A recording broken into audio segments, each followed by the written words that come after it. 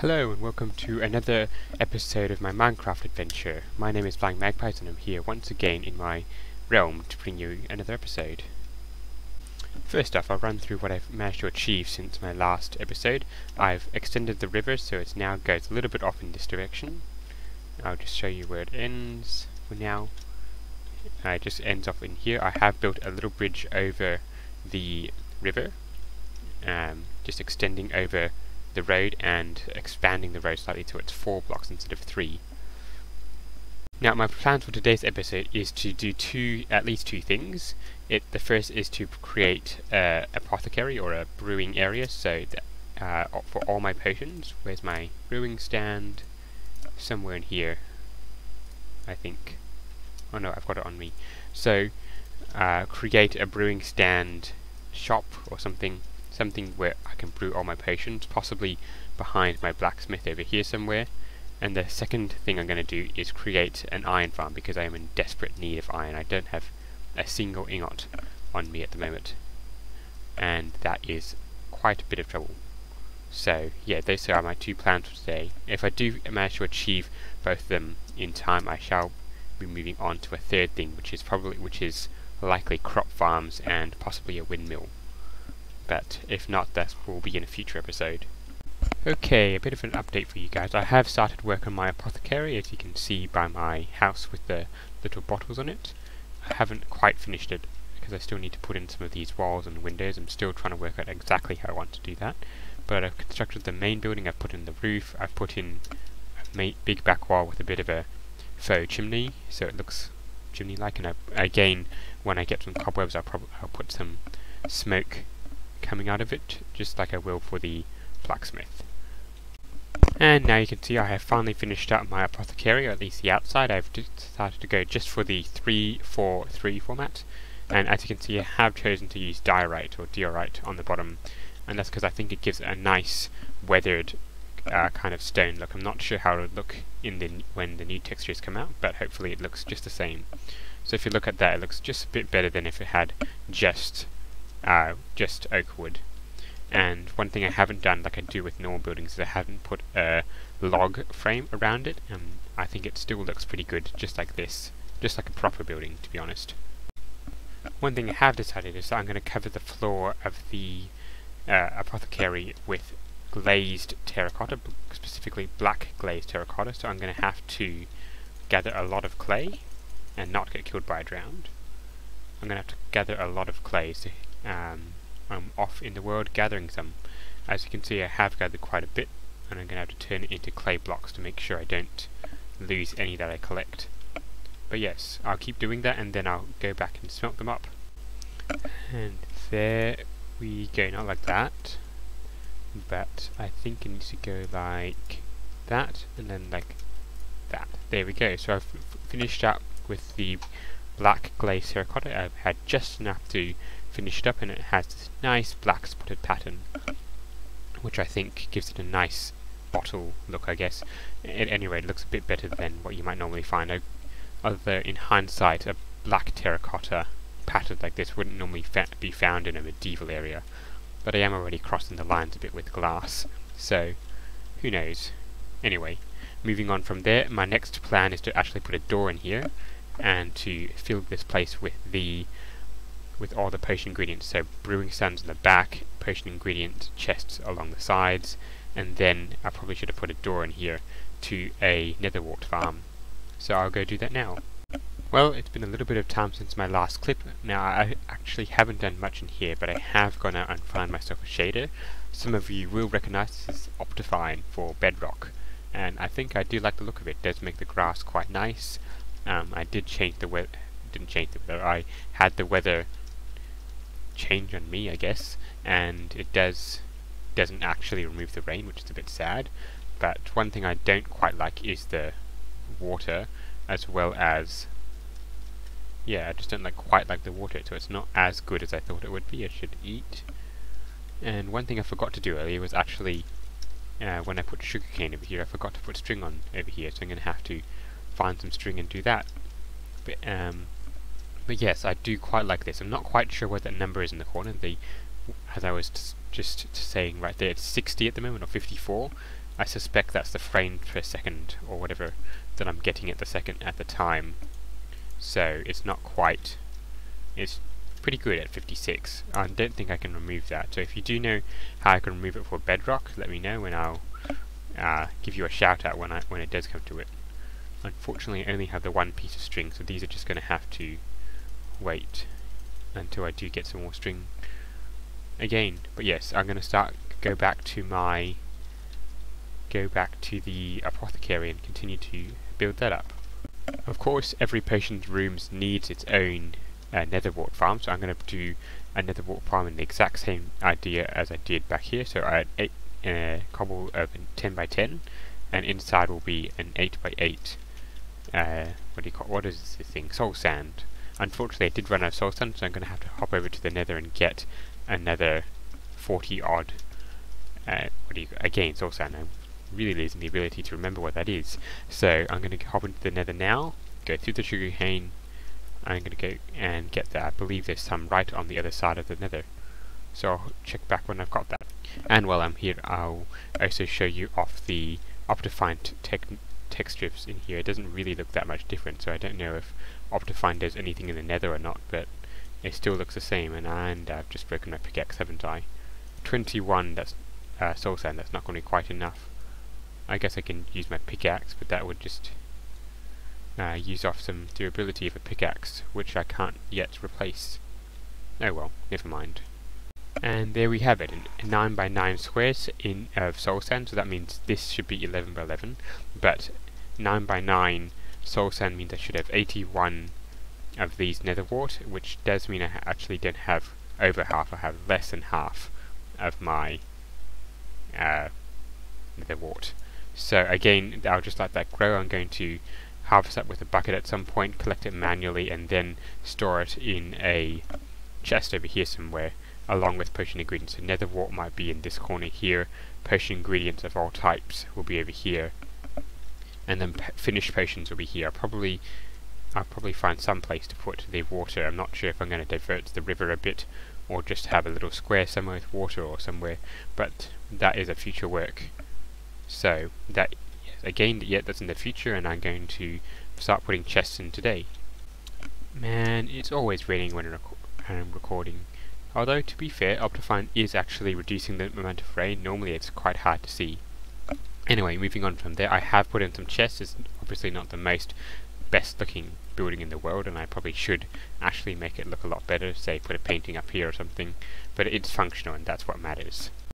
Okay, and moving on from there, I'm going to start work on my iron farm. Now I need a big 23 by 23 area, at least on land, because underneath is actually a little bit more for where I put the village compartment. So I'm going to look around for a good spot. I don't think there's going to be a good one on this side, because I'm quite bounded by the new river that I put in.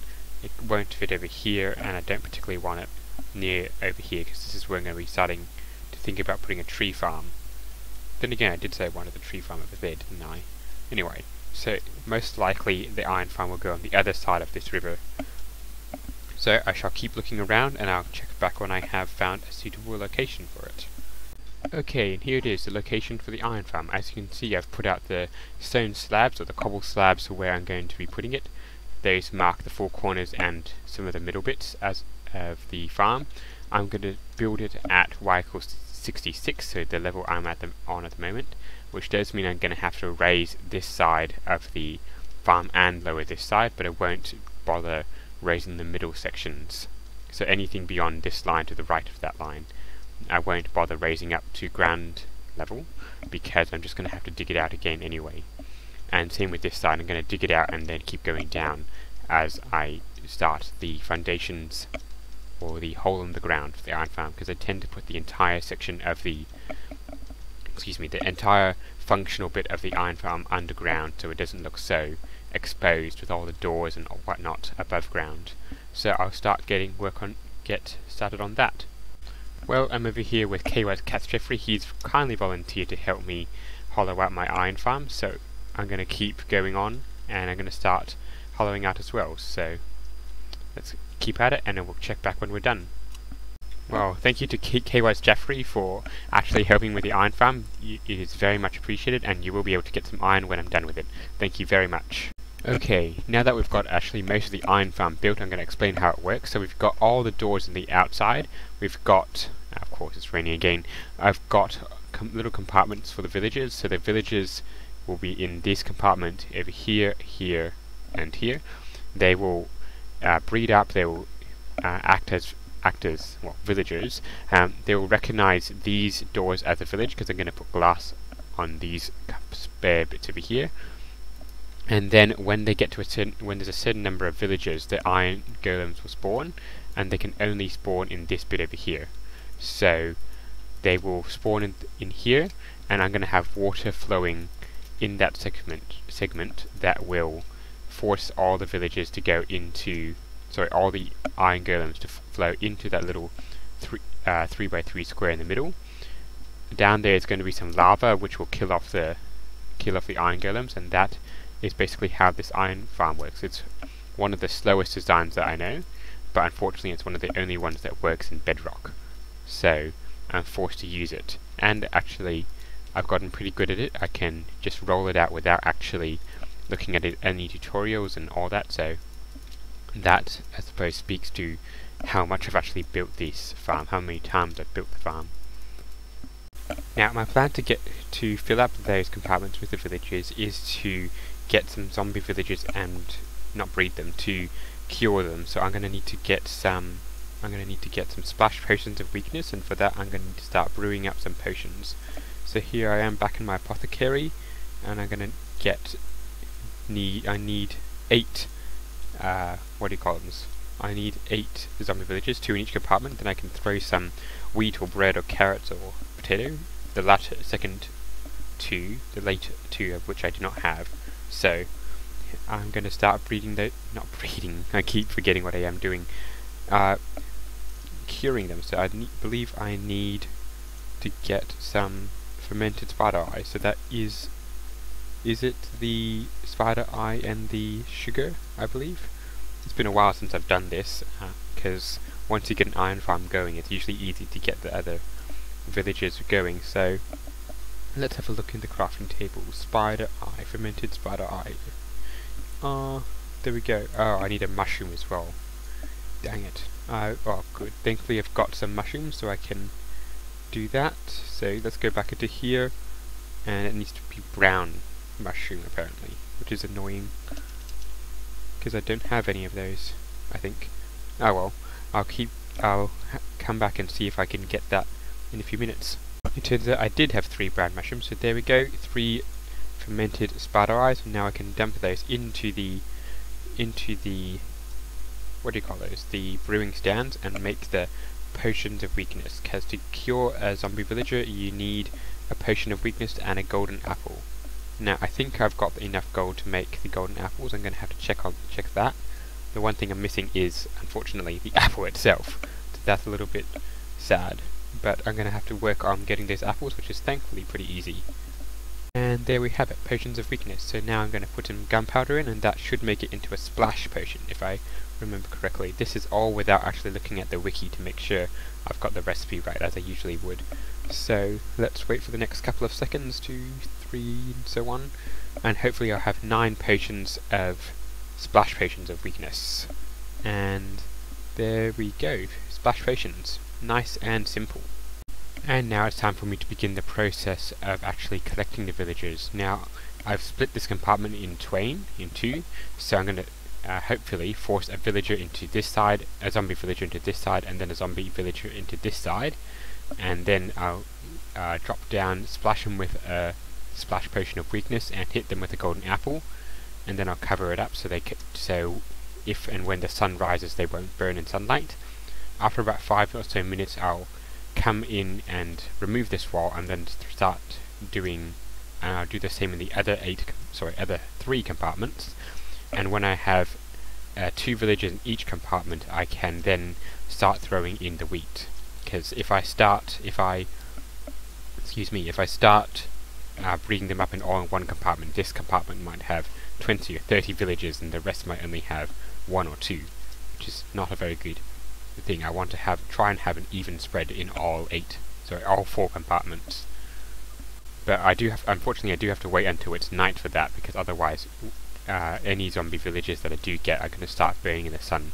There are actually a few zombie villagers in little compartments of water that over here. I think there's one in here. Yes, there is. There's a librarian zombie villager. So I'm going to wait for it to be night, and then I'm going to get this guy out and push him into one of these compartments. So I'll start checking back when I've got that, when it's night. And here we go. It's starting to rain, and I shouldn't get hit by the thing. But I need to be very careful, because if I'm not, I'm going to start hurting the villager too much. I can't hit it with the sword, because that would actually hit it too much, and I can only hit it a certain number of times before it's going to stop, and thankfully it survived. So I'm going to cover this up now, and I'll open this side up, and I'll go start looking for another zombie villager. I think there was one in a compartment of a little bit of water over here somewhere, so I'm going to go find it. Of course, as soon as I stop recording, there it is. So there's a second zombie villager, and bringing it along now. And there we have it, my second zombie villager in the compartment. Now, in previous sessions of doing this, in previous games of doing this, I've usually averaged about 2 zombie villagers per night before it starts to get, well, day again. So I'm going to start sleep here. Actually, no, I shouldn't. But I'm going to keep looking for more zombie villagers and keep forcing them into their compartments. And I'll check back when I have, not getting blown up by that creeper, when I have gotten all 8 zombie villagers, and I'll show you the process of healing them. Well, that certainly took a while, but I finally finished that up. I've now got 2 villagers in each compartment, and I will soon get some wheat and dump it in. I've also, as you can see, filled up this layer, so I'm not sure if any items ever do spawn on this layer. It might be 1 or 2 blocks too high, but it certainly doesn't help just in case they do spawn up here. At some point I am going to put a little house or something on top of this, because it does make it a little neat. I might not be able to do my traditional iron farm house. For those who are normally on the realm, you know what I mean, but yeah, I might not be able to do that because it might be just slightly out of touch with the rest of the town, but I shall work on that in the next episode. So I have now taken up all the wheat from my wheat farm. It turned out to be exactly 80 loaves of bread. So what I can do is I'm going to split it into 4 lots of 20. So let's split that nice and neat. 10 in there, and 10 in there. Another 10, so that's 20 apiece. And then I should be able to just open up one of these holes and drop some bread in, and hopefully they pick it up. Yes, they have, and they will now start sharing it with each other, and that means they should start breeding. And let's just keep it open for a little while to make sure. Come on. Maybe they need a bit more encouragement, but I'm gonna keep. Actually, what I will do is I'll dump some more bread in here, I think, because they might need a little bit more encouragement to start breeding, I believe. At least they're not leaving the loaves of bread, which would be a bit disastrous. It would prove that actually I hadn't done this right. Actually, I know what was wrong. It's raining, so they're actually not going to breed. That's really annoying. Okay, I have now tunneled out what I need. I've put this up to ground level, and this is up to the level it needs. And as you can see, I finally have an iron golem. So when I start killing that, hopefully it won't start attacking me, but it means I can start getting some iron. So I'll make a protective barrier back here and start hitting it with the sword. I'll use stone sword. Oh, it's not attacking me, that's nice. So I should be able to just kill it and harvest its iron, and then I'll start making up some hoppers and a chest. And there's the nice sweet stuff. I'll start hitting it, I'll start making some hoppers and chest and work out the collection system for this thing, which I'll do as per normal. Which is hoppers here, so in these 9 squares over here. Then there'll be a glass wall over here with another hopper here, and a chest over here with the iron. So that and the poppies. So the iron and iron and what do you call it? The iron and the poppies will be over here in the chest, just over here. Iron, poppies. Hopper, hopper, hopper, hopper, hopper, hopper, hopper. On top of the hoppers there will be stone slabs. Sorry, not stone slabs. There will be stone. What do you call them? The pressure plates, and the lava will go on top of that. So when the golems fall through, they'll get burned by the lava. Their items will not get burned by the lava. They'll drop into the hoppers and flow into this chest. And that is a nice, simple. But unfortunately, that's all I've got time for today. So if you have liked this video with my apothecary and iron farm building, remember to leave a like, and if you really liked this video, leave a subscribe to see more of me playing Minecraft and Rocket League. And I'll hopefully catch you soon. Goodbye!